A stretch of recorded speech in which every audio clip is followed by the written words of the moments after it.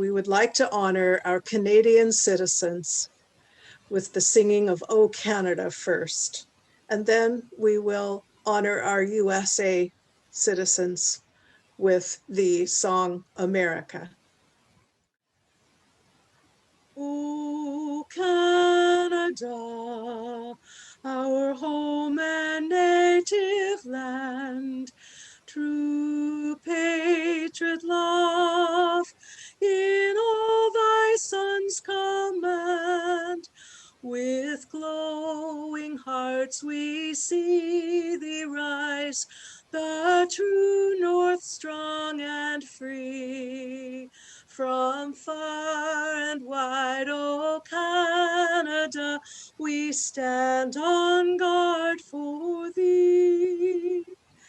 God keep our land, glorious and free. O Canada, we stand on guard for thee. O Canada, we stand on guard for thee. My country, 'tis of thee, sweet land of liberty, of thee I sing. Land where my fathers died, land of thy pilgrims' pride. From every mountain side, let freedom ring.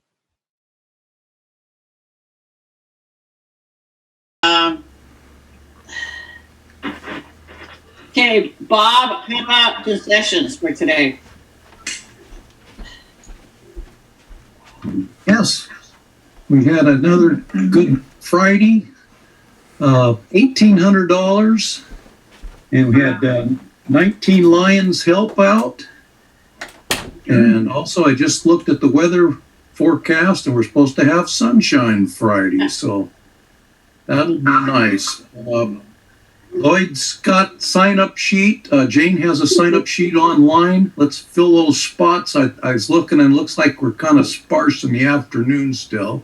So Quite a bit, Bob. okay.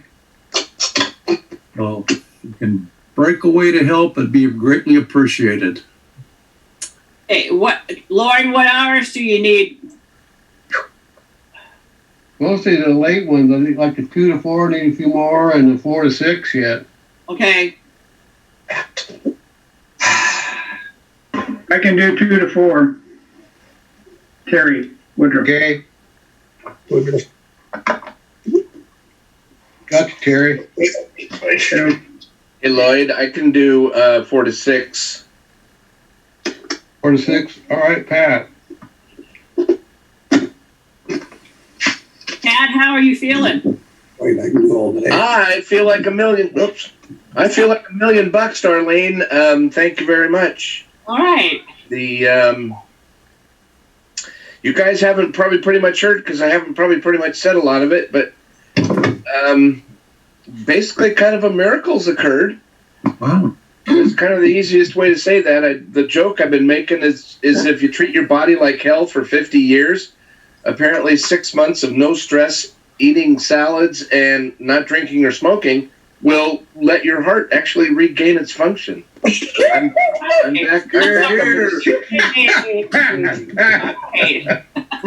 I'm back up in the 60% function range, which is great. The unfortunate part is that I got myself down so low that I've been burning muscle tissue, and I have very little stamina and strength, but got a plan for that, and I'm starting to do stuff again, and life is pretty good.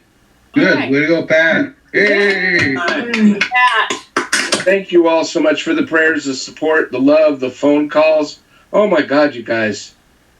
You really drug me back, so thanks. All right.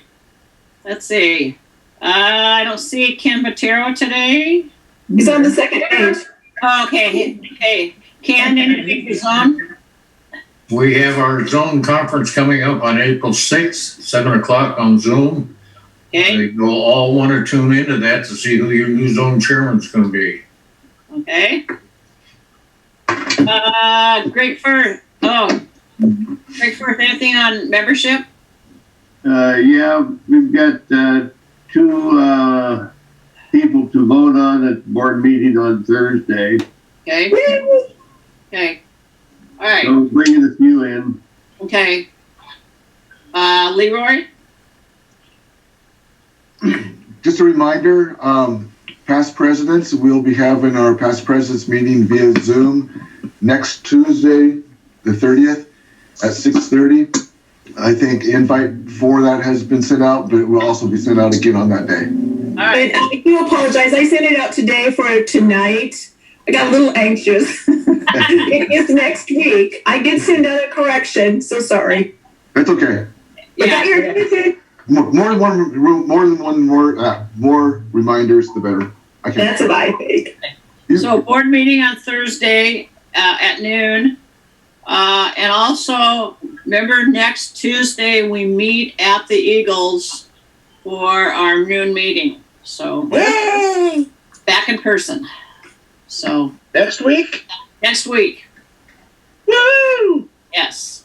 Any happier stand-ups? Cindy? One more thing for business. Cindy's Sessions is doing the honor the graduations again this year, and there's a phone number in the newsletter where you can get her phone number and sign up for it. A minimum of $5 and a card for each person or more, and she'd like you to buy locally all the gifts. So if you want to give her a call and get a person to support for their graduation, since they aren't able to meet in person, that'd be great. Okay. And Cindy would really appreciate your help. Okay. Jim Waters? I have it back as first is today is the second week from my last COVID shot, so now I'm free to breathe. All right. And then there's $20 for Pat's report. Yay. You're gonna change your ways, Jim, too? Nah. Once you hit 83, you don't give a damn. There you go. Pat Palmer? I guess I should probably give around $25 because that's how much weight I've gained since I quit smoking. Jesus, please. Apparently, I gotta be putting crap in my mouth all the time. So bring that next week. Okay. Dwayne up there got his hand up. Pat? I have a happy, but my husband turned 84 yesterday. Happy birthday. Hey! All right. Well, now until May, I have to start honoring my elders again. Steve Johnston? Can I sing happy birthday? Notice I have no break. What? I went to my doctor on You guys cast off. Yeah, that's not. and it's fused completely. His hand's better. No more Yeah. breaks. Anyway. Steve, we're having a hard time understanding you, so. Yeah. Here's a hacky buck. We can't understand a word you're saying. Okay. Anybody else? I'm happy. Dwayne? A couple things. Got a message from Maureen McGee, is the daughter of Bob Heidemann, who passed away. And they're going to have a memorial service May 1st, 1 o'clock at the event I center. don't know what's going on. Okay. And the other thing is report on my brother. He's still in the hospital for, he had a bladder infection and he was also quite weak. A month ago, he had a lot of trouble with falling down and he suffered several cracked ribs. We're working on trying to get him into a care facility, probably in Vancouver, for a few weeks to hopefully gain some muscle strength. And now he did test positive for COVID, and I went in and got a test also, and mine was negative. So he must have caught the COVID before he had the first shot. Dave and I have both had both shots. So I don't have it, but my brother does. But he's not really having any real symptoms over it. Oh, good. That's good. All right. Anybody else? I had a question for Dwayne. He mentioned the Bob Heidemann Memorial. That's at the Event Center. Is that what you said, Dwayne? Yes. That's what I'll read it off. It says, info from Maureen McGee, daughter of Bob Heidemann. I wanted to let you know we're having our dad's memorial on May 1st, 1 o'clock at the event center. If you could pass the info on to your club members, that would be great. Perfect. And the information is in the newsletter, so if you forget or wrote it down wrong and was trying to figure out, it's in the newsletter. And we'll remind you guys a couple more times, so. Yeah. So, Just once. yeah. Especially Jim Waters. Gonna have to really remind him. Okay. Anybody else? I'm writing it down. Happy. Thank you. Let's put it right here. All right, Gina, I'm going to turn the meeting over to you again for our guest speaker today. All right. Well, thank you and welcome, fellow Lions and guests. Most of you know our guest speaker today, our program speaker today. She's executive director for Lower Columbia CAP. She's been in that position for a number of years. She's also involved with Altrusa. She's involved with a lot of things with COVID going on, and she's out there. And so we want to give her a warm round of applause for Ilona Kirby. Ilona, take it away. First, I have to unmute myself. Thank you, Gina, for inviting me. It's been a year, I would have to say. I was looking back at what went on in 2020, and I'm going to share a PowerPoint with you today. It says the host has disabled participant screen sharing. Could somebody allow me to share my screen? I don't know who the host is. Hal. I'm texting him. Okay, Hal, are you there? No. Is fixing it, I think. Not yet. But I realized it was actually March 23rd last year when we closed our lobby, when things were shutting down fast and furious. Okay, still showing this is disabled.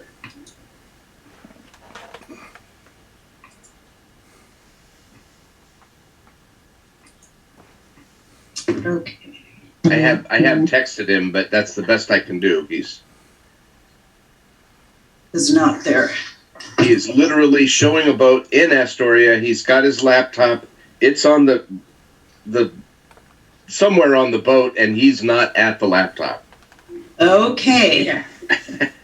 Well, you'll just have to amaze us, Ilona. That's all. Go ahead. Oh, and I spent so much time searching for photos to illustrate everything. I'll just have to not do that. So it was, as I say, a year ago today that we shut our lobby. I had actually been on a trip to visit our daughter and son-in-law and granddaughter in Virginia, and it took me a couple extra days to get home, and a night in Richmond, Virginia, and a night in Philadelphia, and flights were canceling. The world was changing. As you all know, it's been a crazy, crazy year.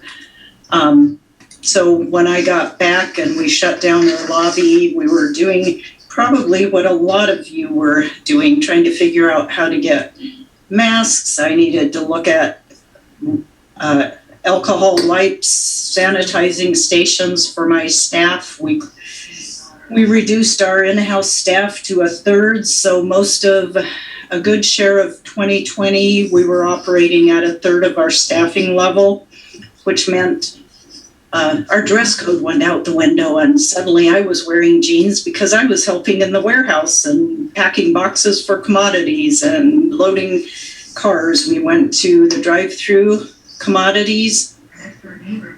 So if you, I just realized you're going to start meeting at the Eagles again on Tuesday, the third Tuesday of every month. It is a drive-through commodities. You'll see the traffic will be, well, by noon it shouldn't be too bad. The morning is the worst.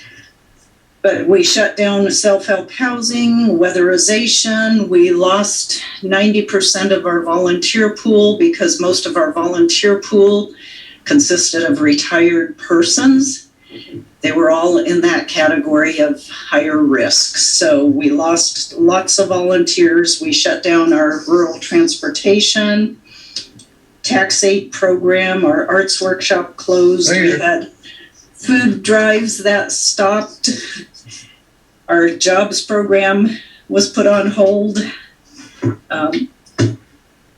But it doesn't mean we weren't doing anything. We've been incredibly busy this past year. Some of our primary goals in meeting our mission is we have a goal around food and nutrition, that people have access to adequate nutritious food. We experienced numerous shortages at food banks. Food banks were calling us saying, can you find us food? The demand tripled for food assistance.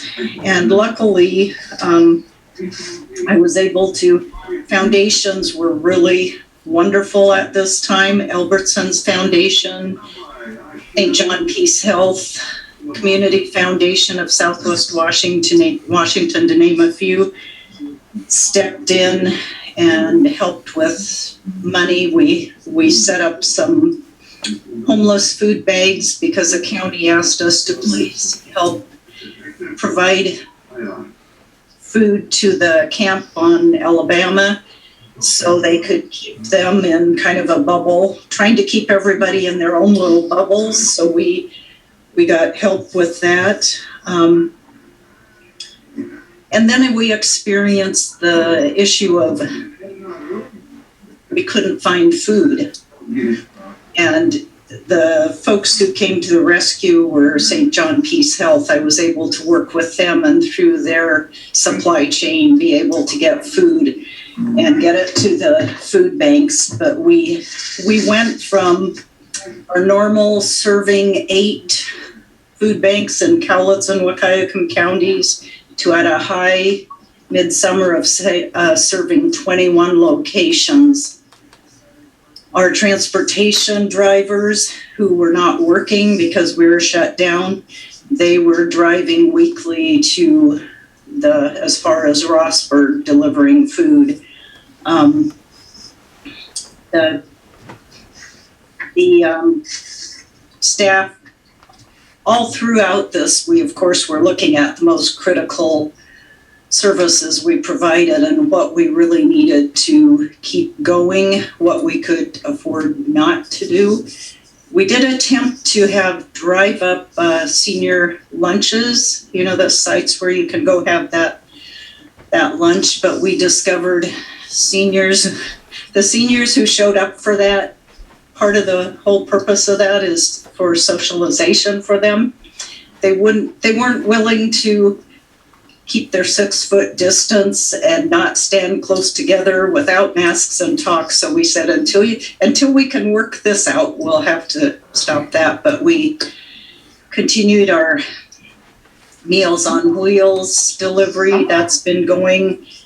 It meant some of us staff were also delivering meals as we lost volunteers there as well. But our numbers went up there. I don't have the exact number for that. Another area under housing, we have a goal, our community members have access to safe and affordable housing. It's been a challenge. All of you are well aware, and some of you may be landlords, so you're extra sensitive to the fact that there's been a moratorium on an eviction moratorium. It's been a challenge finding folks housing who are unhoused, but despite the challenges, we were able to help 150 households secure housing, permanent housing. And by August, we were able to reopen our weatherization program. Department of Commerce worked with us. We have only a 20-page safe procedures manual now, and it required a lot of other things. I've become great at securing personal protective equipment as well as food over time.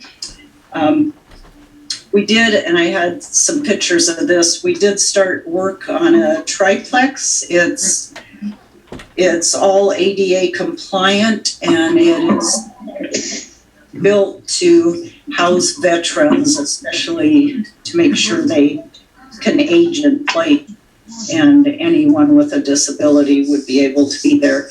That will be opening soon. It should be within the next month or so.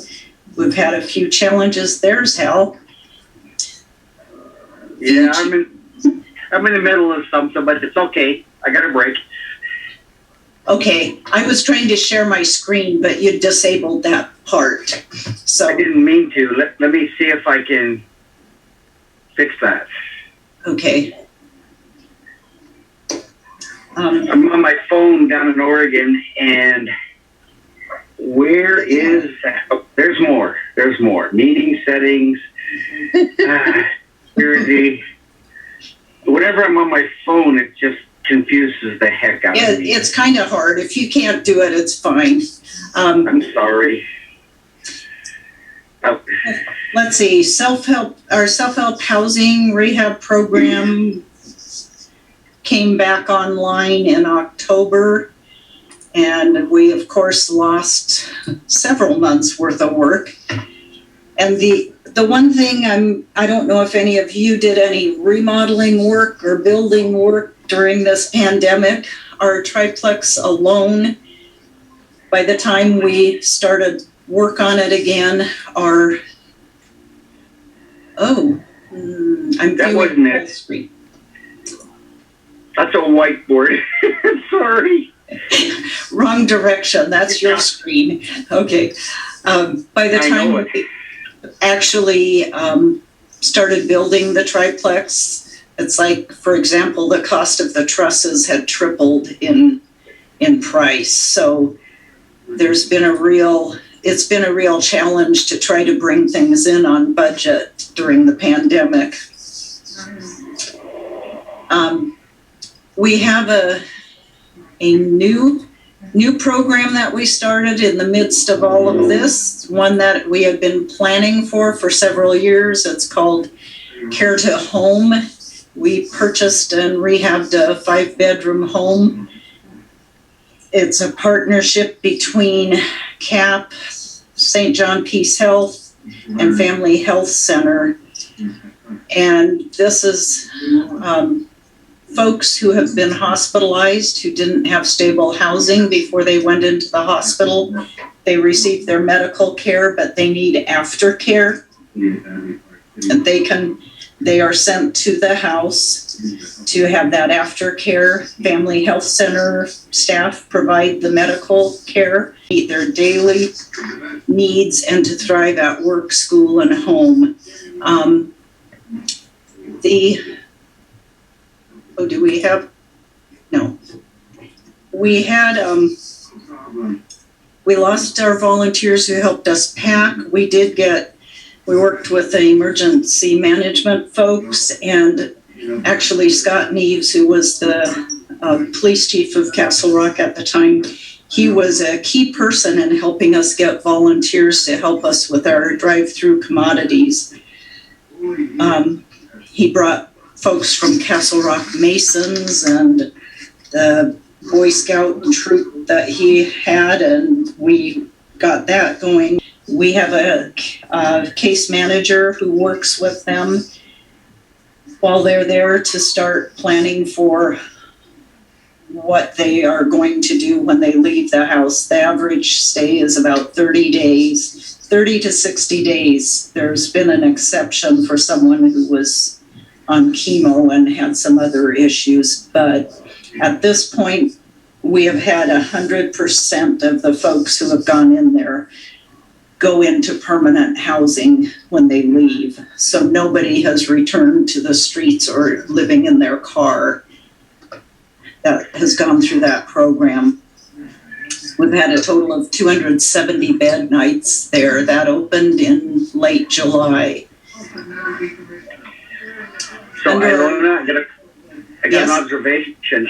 I believe I've made Darlene co-host. If she goes over down to the bottom of the screen, she should be able to share your screen. Okay. Do you see that, Darlene?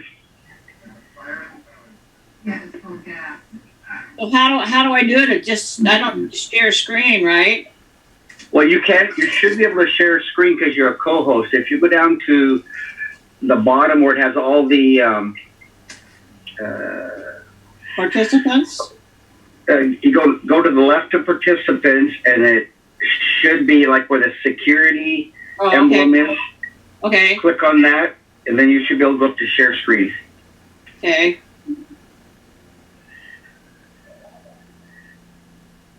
Okay. Try to go ahead and see if you can share your screen, Isla. Ilona. There you go. Hey. Is that showing?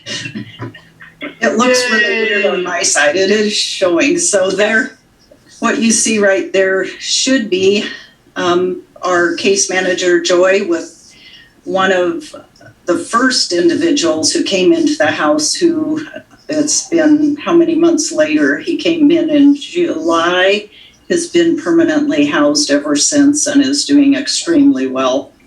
So I'm going to go back for a minute and just show you the pictures of the building of the, I think, here's the triplex. It's now fully enclosed, but I didn't have those photos yet. I have to get those from staff. Another main goal is making sure our clients have skills and education to obtain employment.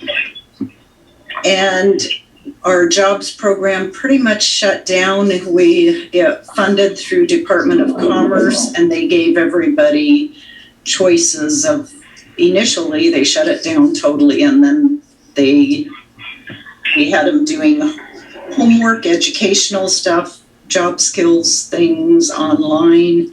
And still today, not all our job sites where they work are open, so we continue to work with online training, and despite COVID, we had 51 people who went to work in permanent employment, and 80% of those have continued to remain employed. So that feels good.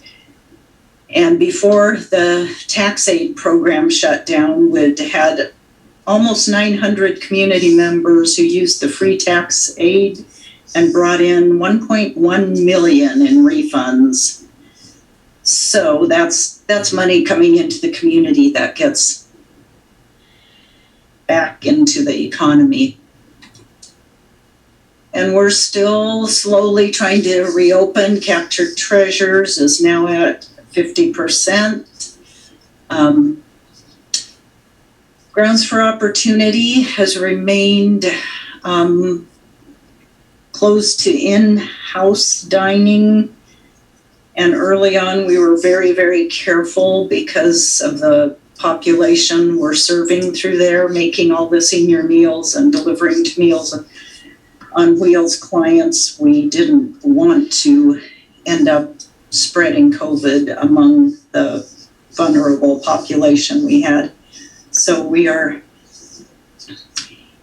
talking about how to reopen.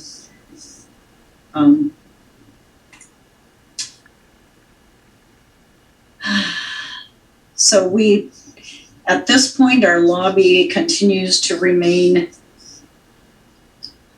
closed. We have one of the exciting things right now, after we reopened our self-help housing rehab program, I applied for a national AmeriCorps team. So we have an 8-person team of young people who are just amazing.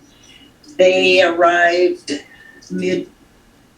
mid-January, about the 14th, and they will be leaving April 7th.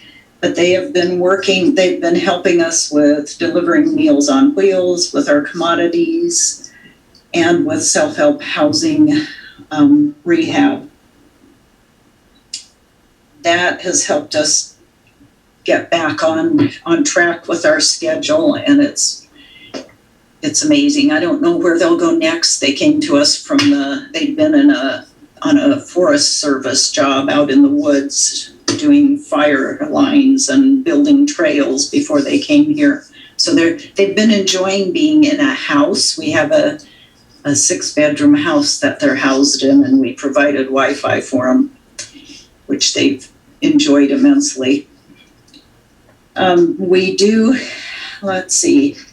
The other thing we discovered was when folks who are on the community jobs program, parents who aren't working, when they're working, they can get access to some help with diapers. Well, when they aren't working, that goes away. So we were able to get a grant for diapers, and have been providing diapers for the last year for a number of families who needed that help. Right now, we have assisted somewhere in the range of 2,000 households with rent and utilities since Community Foundation was the first foundation to come forward with dollars. It was in July, and we were able to help a number of households there. And then the alphabet soup started. We have ERAP, we had CDBG, we are getting TRAP, a whole host of different things. The main piece there is the eviction rental assistance prevention that allowed us to help people who were behind on their rent for up to 6 months worth of rent. So we could do 5 months in arrears and 1 month current rent, and no utility there, but through the CDBG, we were able to help a lot with PUD funds, and we're currently waiting for ERAP 2.0, which will do water, while utility can include water, utility, and rental assistance, more CDBG, and TRAP, which is the Treasury Department Rental Assistance Program. So, and then we're waiting to hear how the latest water utility assistance program will operate. That is one of the new ones from the federal level. So we have been just busy helping folks, helping both landlords and tenants, because landlords are struggling as well with having mortgages to pay and having people behind on their rent. So hopefully when the moratorium ends, we don't have a lot of folks who end up losing their housing, or I know we've had a few landlords who have sold housing during this time, but it's been a real balancing act and a major challenge this year. And I think I'll stop there and just see if there's any questions.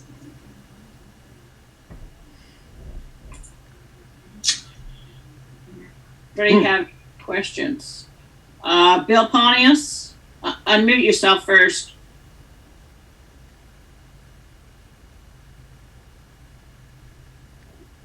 hold down the space bar, Bill. Okay. There you go. Nope, you gotta hold it down. You keep talking, you mean? Okay. Yeah. Two things. No gum, though.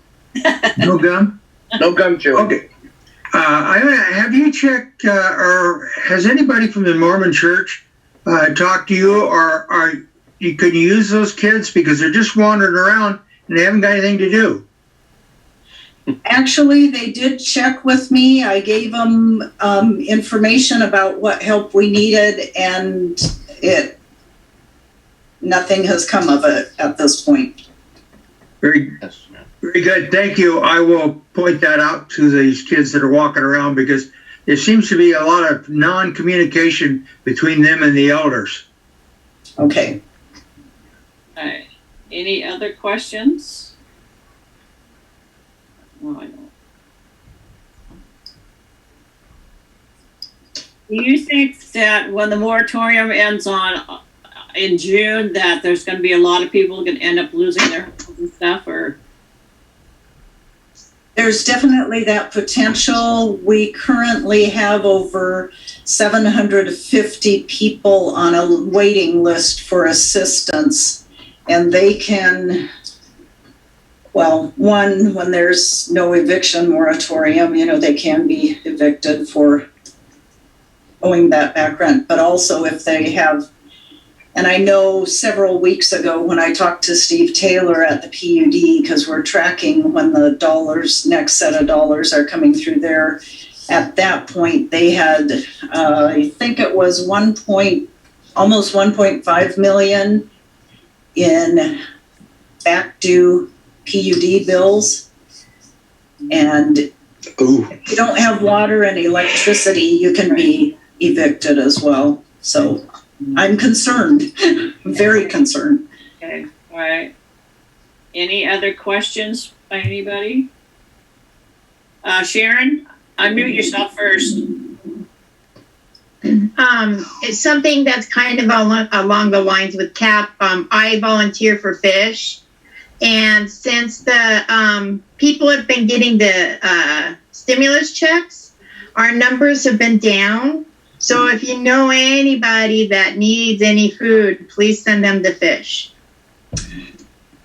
And that is correct. You notice the dips we had when stimulus checks went out before, there was suddenly a dip in demand, and then it started going up again. So those stimulus checks are making a difference. People are able to purchase food, but we've also seen many people we've never seen before. And when you look at why people are needing rental assistance, I mean, you're looking at folks who are really used to working, but COVID has taken their employment and they're not able to pay all their bills.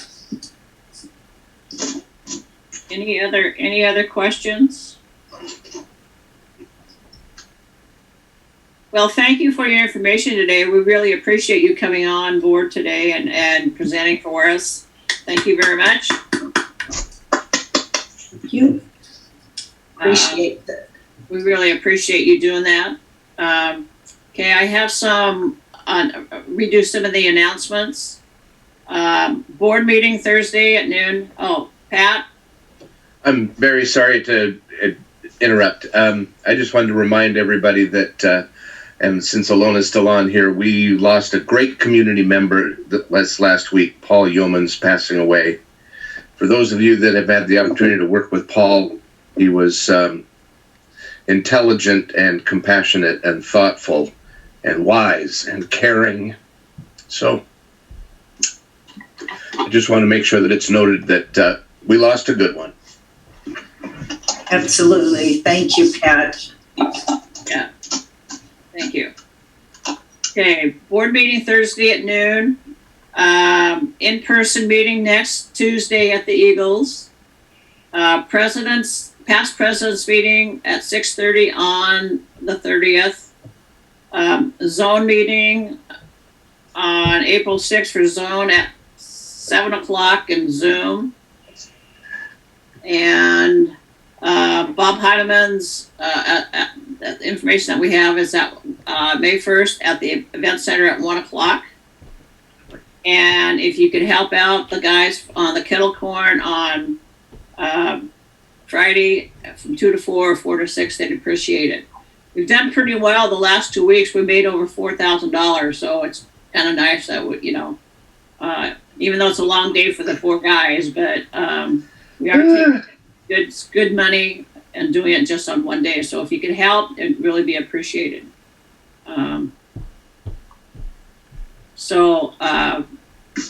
Anybody else have any comments?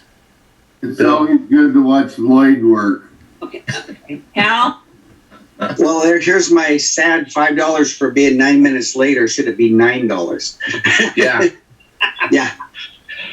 And thank you for everybody who texted me and called me. Keep you on, to make sure you know what you're supposed to be doing. So what? And Gina, my brother would have an observation about that. Oh, okay. You should watch him walk upstairs. It's awesome. Gina? Oh, come on, that's funny. How you owe me because you got me into trouble. I did. I did. You did. I messaged Marilyn Patterson. I said, "Are we on?" And she said, "Well, we're on the road, so we're not on. But I'll text Hal." I said, "I did. Only my spell check wrote idiot." And so I had to apologize to Marilyn for calling her an idiot. So you owe me, buddy. Don't call Hal an idiot. Yeah. Yeah. Every idiot in America feels real bad now. Okay. I pushed my button. When you go to that meeting next Tuesday, think of somebody you haven't seen in a long time and arrange to go by and pick them up and bring them to the meeting, please. Okay. Okay. Well, since we saw you, Bill, we don't need to pick you up. Al, I'm only 188 pounds. Even with your bum leg, you should be able to. Oh, man. Skinny runt. Gina, I do have the certificates, so I will pass them on to Cindy probably on Friday, so she can sign them also. Cindy needs to sign them? So secretary. Okay. Okay. Sounds good. Okay, so we'll have them all ready. Thank you. Pat? Next Tuesday, we need to set aside about 3 hours to sing happy birthday for a year's worth. Oh. Right? Because Gina got older this month. I got older. Who else did this month that's here? Well, sounds like Lloyd. Lloyd? Yeah. So. We should sing everything now. Close it out. No. My 6-year-old granddaughter said that I have enough for anybody. I mean, Lloyd's 84, man. Ugh. Yeah. And he was old before his birthday. And I know he was old in high school, man. Are you kidding me? Hey, buddy, he looks younger Yeah, than you don't have to take this kind of riffraff from you guys. Yes, you do. Yes, you do, because Pat's tired of doing all the hard lifting. Yeah. Hey, Tom, thanks a lot. Yeah. All right, so I will close this meeting then and hope to see all you guys next Tuesday. So, ever at noon. Talk to you guys all next week. Bye. Bye. Bye.